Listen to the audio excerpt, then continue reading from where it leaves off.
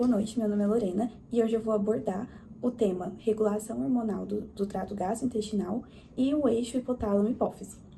E esses dois conteúdos, eles vão ser responsáveis pela manutenção da homeostase. Então, embora um atue especificamente sobre a digestão e o outro exerça um controle basicamente do sistema endócrino, ambos vão utilizar hormônios como mensageiros químicos para coordenar essas respostas fisiológicas de forma integrada. Então, a gente vai começar com a regulação hormonal do trato gastrointestinal. Então, o trato gastrointestinal, ele não é apenas responsável pela digestão e absorção dos nutrientes. Ele também vai ser responsável como um órgão endócrino.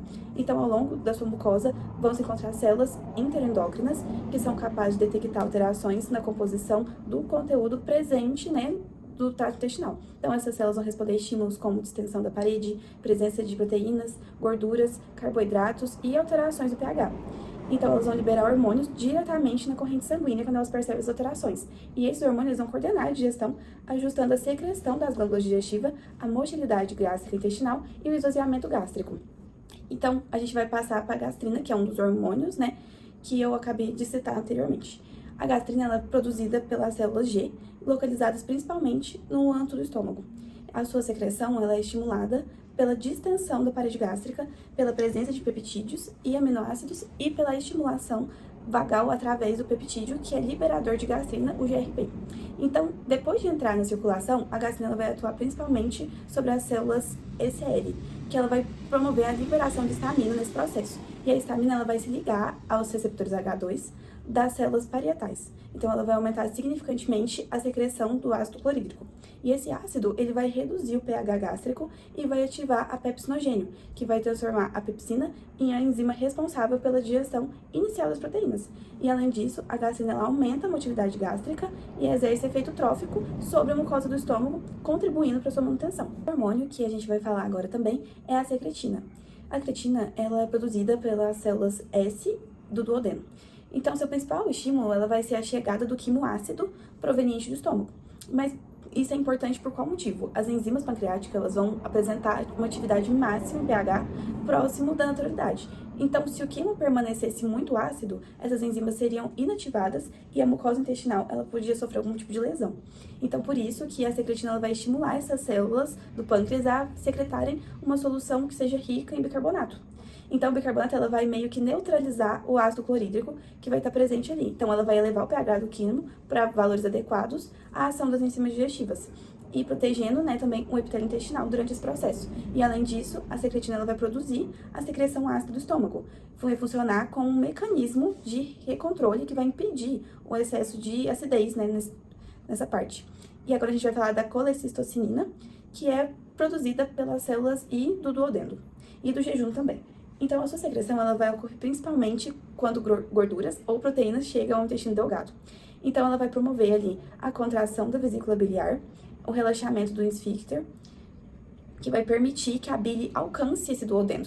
Então, a bile vai emulsificar esse lipídio, essa gordura, então vai aumentar a superfície de contato e vai facilitar a ação da lipase pancreática. E, ao mesmo tempo, a colecistocinina vai estimular as células pancreáticas a liberarem enzimas digestivas.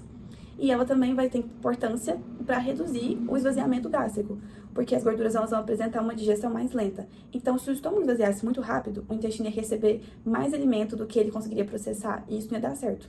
Então, ela vai meio que sincronizar a velocidade com a capacidade da digestão do intestino.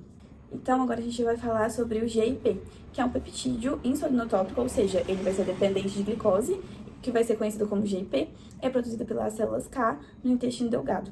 Então, sua principal ação fisiológica vai ocorrer ali no pâncreas. Quando a glicose começa a ser absorvida, ele vai potencializar a excreção de insulina pelas células beta-pancreáticas.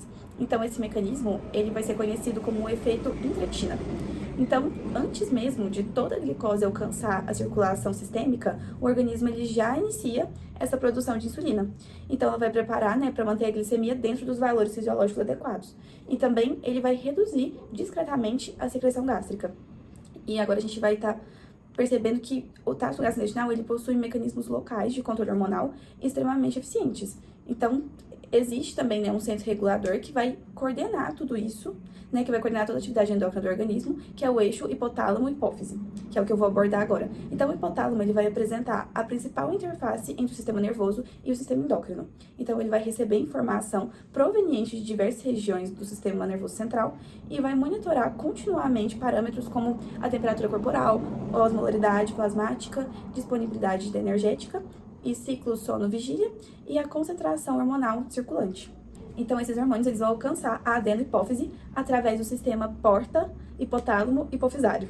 E a existência desse sistema vascular, ele vai ser especializado, ele vai ser fundamental. Então, ele permite que pequenas quantidades de hormônios hipotalâmicos cheguem rapidamente à hipófise anterior. Então, sem sofrer essa diluição significativa na circulação sistêmica. Então, dessa forma, o hipotálamo ele vai conseguir exercer um controle muito preciso sobre a secreção hormonal. E sobre os hormônios hipotalâmicos, né, que são produzidos. Os principais hormônios, né, que vão ser produzidos pelo hipotálamo é o TRH, que vai estimular a secreção de TSH e secundariamente prolactina, o CRH, que vai estimular a secreção de ácido TH, o GnRH, que vai ser liberado de forma pulsátil e vai estimular a FSH e LH. Então, o GHRH, ele vai estimular a secreção do hormônio do crescimento. Já a somatostatina, que vai exercer um efeito oposto. Então, vai inibir principalmente o GH-TSH.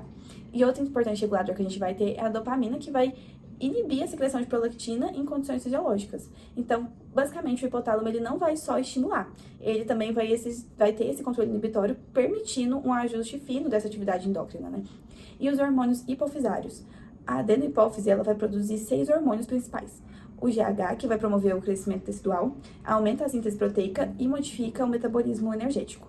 O TSH, que vai estimular a síntese e a liberação dos hormônios tireoidianos, T3 e T4, que são bem conhecidos. O ACTH, que vai atuar principalmente sobre o córtex adenal, estimulando a produção de cortisol.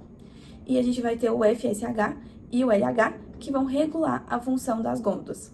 Então, eles vão participar, né, da gametogênese e a produção de hormônios sexuais.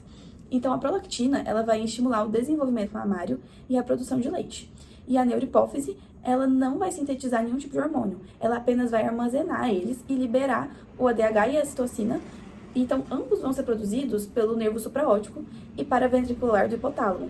Então, o ADH ele vai aumentar a reabsorção de água nos túbulos coletores renais, por meio da inserção de aquaporinas no meio da membrana celular.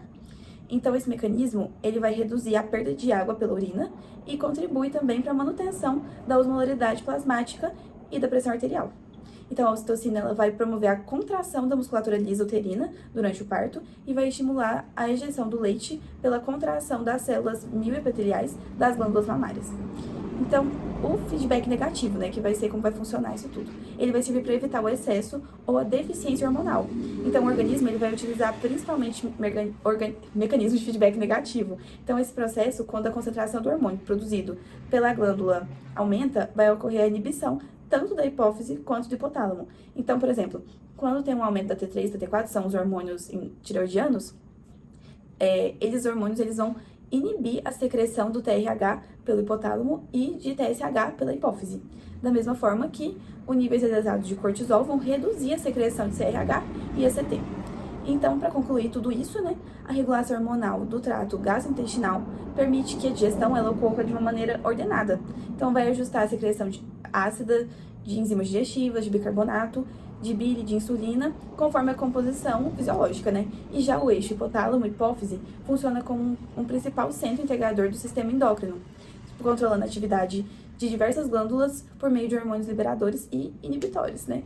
E também com mecanismos de feedback negativo. Então, assim, ambos os sistemas vão atuar de forma integrada para manter a homeostase e adaptar também continuamente as funções fisiológicas à necessidade do organismo. Espero que meu vídeo tenha ficado claro. E é isso, muito obrigada.